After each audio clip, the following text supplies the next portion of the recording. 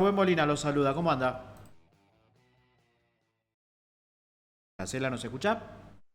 Sí, lo escucho perfectamente. Ahí está, ahí lo Bien, Lo bien, estamos. escucho perfectamente. Bueno, no perfecto. sé si estaba Hola, escuchándolo. ahora los perdí. Ahí lo perdí, a ver si lo recuperamos ahí al doctor Casela. ¿Ahí nos escucha, doctor? Hola, Sí, yo lo estoy escuchando, ¿eh? No sé si él nos puede escuchar ahora. A ver yo lo si. estoy escuchando bien ahora. Ah, Bien, perfecto. ya está, perfecto. Perfecto. Bueno, le pido en principio una reflexión, ¿no? Sobre esta polémica, esto de Milei y ahora que lo ratificó Patricia Bullrich, sobre involucrar a Alfonsín en un golpe de Estado, ¿no? Del gobierno de la Rúa, ¿no? La caída del gobierno de la Rúa. Ese conjunto de opiniones son absurdos que solamente persiguen la idea de condicionar y deteriorar a la democracia argentina. Tengamos cuidado con lo que estamos escuchando, tengamos cuidado. Argentina vivió desde el año 30 hasta el año 83 un periodo que yo denomino de tutela militar. Es decir, a partir del 6 de septiembre del 30, las Fuerzas Armadas pasaron a ser un tribunal de última instancia de las decisiones políticas argentinas. Y por lo tanto, durante 53 años, la Argentina estuvo sometida a un régimen particularmente oprobioso, de dependencia militar. Alfonsín logró terminar con ese proceso, instalando la democracia con un altísimo grado de legitimidad proveniente del hecho de que se aplicó la ley, se determinó que el Estado de Derecho iba a tener vigencia para todo el mundo, y eso incluyó a los que habían violado los derechos humanos en el periodo del 76 al 83, aún antes, porque Alfonsín incluyó a 7 dirigentes del terrorismo y a López Rega, entre el número de personas que iba a ser juzgada. A través de la utilización del derecho como procedimiento, la democracia argentina se legitimó. Es decir, la figura de Alfonsín está identificada con la reconstrucción de la democracia argentina. Pensar que la caída de la Rúa tuvo alguna participación de Alfonsín es absurdo. Lo que hizo Alfonsín, y yo era vicepresidente del Comité Nacional del Radicalismo en ese momento, soy testigo directo, lo que hizo Alfonsín fue tratar de proteger el sistema frente a una crisis causada por el estallido del régimen de convertibilidad. En el 2001 estalló el régimen de convertibilidad y eso arrastró al sistema político argentino con riesgo para la estabilidad democrática. Lo único que hizo Alfonsín es buscar soluciones que permitieran la continuidad del sistema. Acusarlo de golpista es una grosería deliberada del presidente de la República, es deliberada, por eso usa el 30 de octubre para decirlo, Claro. y es una grosería por parte de Patricia Bullrich, que seguramente no tiene demasiada autoridad moral para andar calificándolo a Alfonsín. Tendría que calificarse ella misma frente al espejo después de 30 años de oscilaciones políticas como la que ella protagonizó. Ujú. Juan Manuel, ¿qué tal? Buen día. Sebastián Farías lo saluda de acá de este lado. De acuerdo. También hay que entender un poco de que parte del derrotero mediático de Javier Milei, luego en plena inclusión política también, siempre Alfonsín fue uno de sus blancos favoritos, pero no tanto en materia política, pero sí en materia económica, ¿no? En cierta forma, Javier Milei está siendo coherente, digamos, siempre sigue teniendo a Alfonsín como el enemigo, como el dirigente en la vereda de enfrente, ¿no? Sí, pero yo creo que no es por razones económicas. Creo que las razones económicas que invoca Sí. Milei son el justificativo de una actitud antidemocrática. Lo que a Milei no acepta es la vigencia de un Estado de Derecho en Argentina. Tengamos cuidado con eso. Fíjense cómo maneja el poder, cómo lo maneja hacia la sociedad y hacia sus propios correligionarios. Lo que ha pasado estos días con Mondino es de una claridad excepcional. El maltrato, la deliberada acción de deterioro de una personalidad está indicando la manera en que Milei concibe el ejercicio del poder. No es gratuito el enfrentamiento con Alfonsín. Cuando Milei elige a Alfonsín como adversario, no es simplemente porque Alfonsín no controló la inflación al fin de su mandato, es fundamentalmente porque Alfonsín fue quien consolidó la democracia argentina. Me parece que en lo de Milei y en mucha gente que lo acompaña a Milei, como la vicepresidenta, por ejemplo, hay la vocación de reivindicar la presencia de las Fuerzas Armadas en el escenario político argentino. Ujú. Tengamos cuidado con lo que decimos, porque si no, estamos haciendo espacio para que las peores formas de entender la política se consagren en la Argentina. Ujú. Además lo digo con indignación personal, porque me parece que Alfonsín no se merece este trato. Ujú. Si no, lo digo también como ciudadano, que quiere preservar uno de los momentos estelares de la sociedad argentina. Ujú.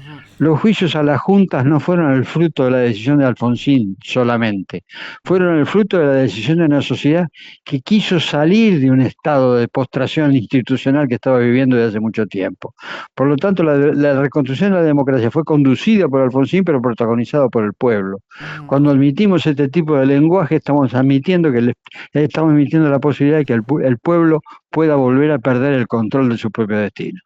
Casela, a ver, con el mayor respeto y me pongo también un poco en abogado del diablo. Cuando usted dice que Alfonsín lo que hizo fue proteger el sistema, ¿qué quiere decir con eso? Porque algún malintencionado puede entender o que no hizo nada para que evitar que caiga de la rúa o al contrario, que hizo algo, como lo dice Milei, para que caiga de la rúa. ¿Qué quiso decir usted con esto de... No, no, A no. ver. De la Rúa siempre quiso salvar la institucionalidad Ujú. y pretendió ayudarlo de la Rúa cuando se produjo el estallido de la convertibilidad, cuando el poder económico, el gobierno de ese momento perdió el control de la economía. Ujú. Alfonsín percibió que la pérdida del control de la economía implicaba poner en riesgo el orden institucional. Ujú. En algún momento se habló incluso de un gobierno de unidad nacional presidido por De la Rúa. En algún momento se habló de buscar coincidencias que permitieran salir de esa situación tan enormemente riesgosa que estaba viviendo. Pero pensar que eso constituye un golpe de Estado es una tontería, es una tontería por quienes están equivocados. Y es una manifestación de mala voluntad para el sistema por aquellos que utilizan, como el presidente y como Patricia Bullrich, estos Ujú. argumentos para descalificar a la democracia.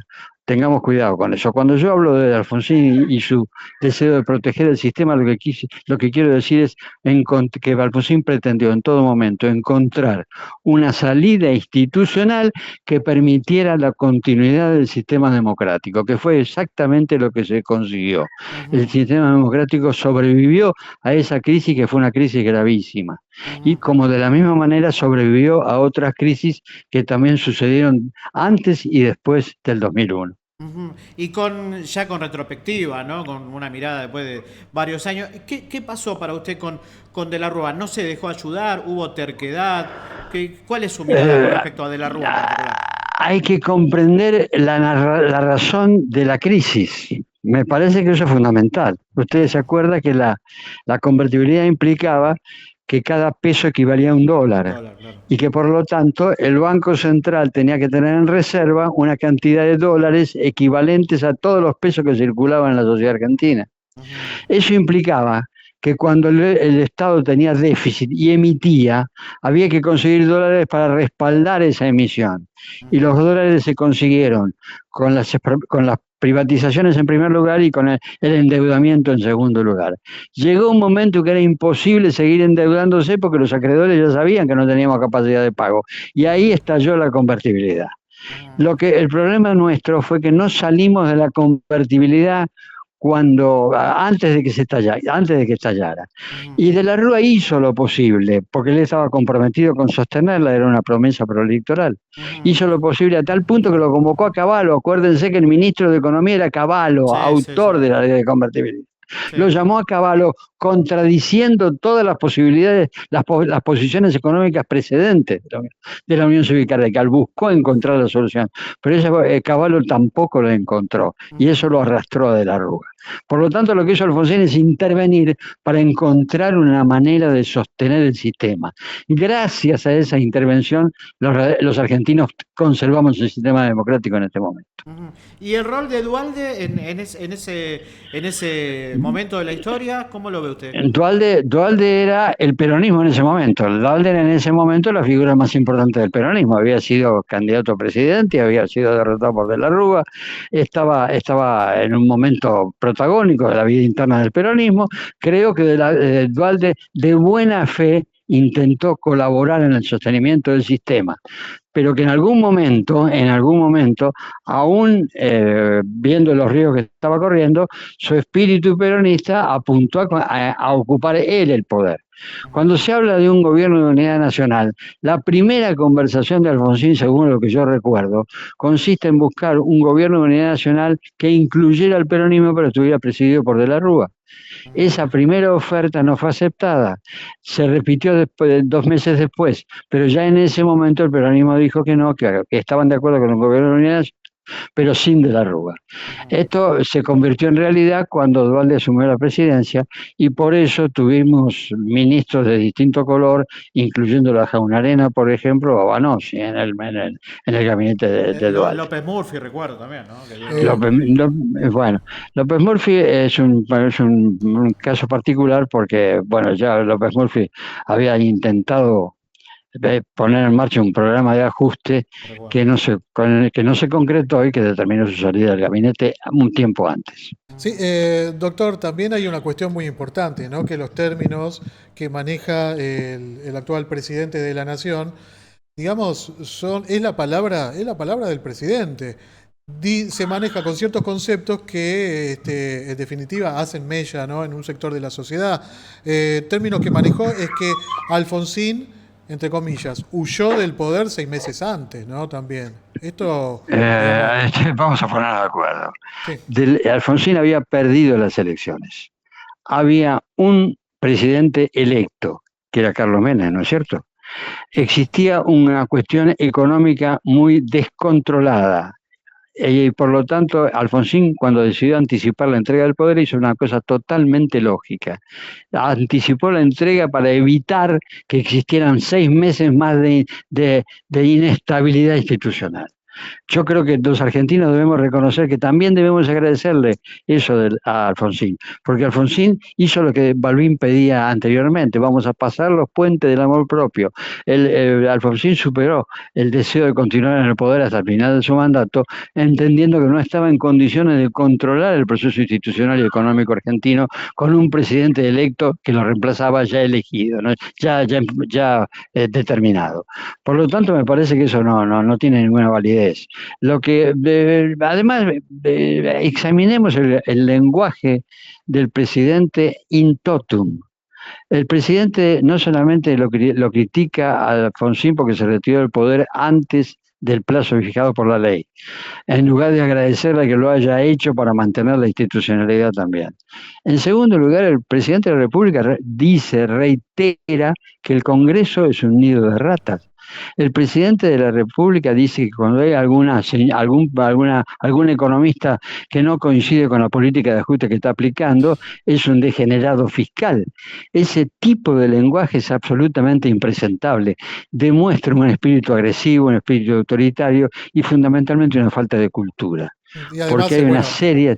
Sí, Juan, dígame. Digo, para cerrar con este concepto, además de calificar a quienes no piensan como él directamente como comunistas, ¿no? Por supuesto, no, con los efectos posteriores, porque veamos qué piensa ahora el presidente de China. Cuando llegó al poder dijo que no iba a negociar con China porque los chinos eran comunistas. Absurdo total, falta de conocimiento de la realidad internacional. Hoy la echa a la ministra de Relaciones Exteriores de una manera desconsiderada, absolutamente desconsiderada, desde el punto de vista personal. Simplemente invocando una votación que ha sido histórica en las Naciones Unidas, votación de la que Argentina participó frente a la aplicación de un encierro para Cuba que no lleva a ningún lado, está vigente hace 30 y tantos años y no dio absolutamente ningún resultado, salvo limitar la calidad de vida de los cubanos. Ujú. Juan Manuel, ya para ir finalizando, tengo que preguntarle, tengo que pedirle una opinión con respecto a la realidad del radicalismo hoy por hoy. Le puedo preguntar por la Ah, situación de los diputados, la ruptura que se dio en la cámara a partir de la Cámara Baja, ¿no? A nivel nacional, pero me gustaría que me dé su opinión sobre la provincia de Buenos Aires. ¿Cuánto hace que pasó la interna del radicalismo en la provincia y todavía, digamos, dentro de la formalidad no hay titular de comité todavía? exactamente. En primer lugar, con relación al radicalismo en la provincia de Buenos Aires, usted sabe que hay una intervención judicial, Ujú. que la Junta Electoral interna, la Junta Electoral partidaria, dominada por el oficialismo, decidió no computar un número determinado de votos en un distrito de la provincia de Buenos Aires, Quilmes, que favorecían a la oposición, y con eso cambió el resultado electoral. Esa decisión fue objetada judicialmente y está en trámite la apelación, la acción judicial iniciada por la oposición. Veremos qué resuelve el juez, estemos atentos. Como se trata de un tema electoral, me parece que el juez está tomando precauciones y revisando los números y las urnas y las actas como deben realizarse. Segundo asunto, el radicalismo está arrastrando una crisis de muy largo plazo. El radicalismo afrontó en el 2001 una situación de una situación crítica que lo afectó profundamente en su representatividad social. Si yo no reconociera eso, sería un mentiroso. A tal punto que un candidato presidencial radical en su momento sacó apenas el 2% de los votos, después de la crisis del 2001. De manera que todavía no nos hemos recuperado. Estamos además involucrados en un sistema político que también ha perdido representatividad. La representatividad del sistema político en su conjunto está demostrada por la presencia de Milei en la presidencia de la República. Milei no aparece, no es no nació de un repollo. Milei nace de la crisis que sufre el sistema de representatividad que sufre el sistema político porque no le da resultado a la gente, porque no mejora la calidad de vida. La Argentina desde el 2011 no crece. La población crece y la riqueza no crece, de manera que cada día estamos más pobres y más encerrados en la carencia. De manera que el radicalismo es parte de ese problema. Tiene que hacer lo suficiente como para dejar de ser parte del problema y tratar de empezar a ser parte de la solución, como lo fue en el 83. Y en cuanto a los diputados, el bloque de diputados se divide simplemente porque el presidente del bloque de Loredo provoca la división. De Loredo decide concurrir a una reunión en la Casa de Gobierno en el mismo momento en que tenía que reunirse una comisión que había sido integrada para tratar de encontrar una solución en el bloque. La decisión de Loredo demuestra que estaba dispuesto a dividir el bloque con tal de permanecer en la relación con el Poder Ejecutivo. Es más importante para él la relación con el Poder Ejecutivo que la crisis del bloque. Eso resulta la razón concreta de la ruptura. La razón de fondo de la ruptura consiste en que hay un grupo de dirigentes radicales encabezado por Ernesto Sanz, por Cornejo, por el propio De Loredo y en alguna medida por Maxi Abad, que están pensando en una coalición con el mileísmo en la medida en que Milei siga siendo competitivo desde el punto de vista electoral el año que viene. Ujú. Hay No sé una. si he sido claro. Clarísimo, La veo venir, clarísimo. ¿eh? Digo, pero hay una parte que usted está diciendo de que está pensando una colisión con Milei y hay otra parte que está pensando una colisión con el kirchnerismo, como acusan del otro No, no, lado. eso es una imputación absurda. Nosotros estamos pensando en el radicalismo. También pensamos en la posibilidad de coaliciones porque el sistema político está lo suficientemente disperso en Argentina como para que la coalición se convierta en un recurso.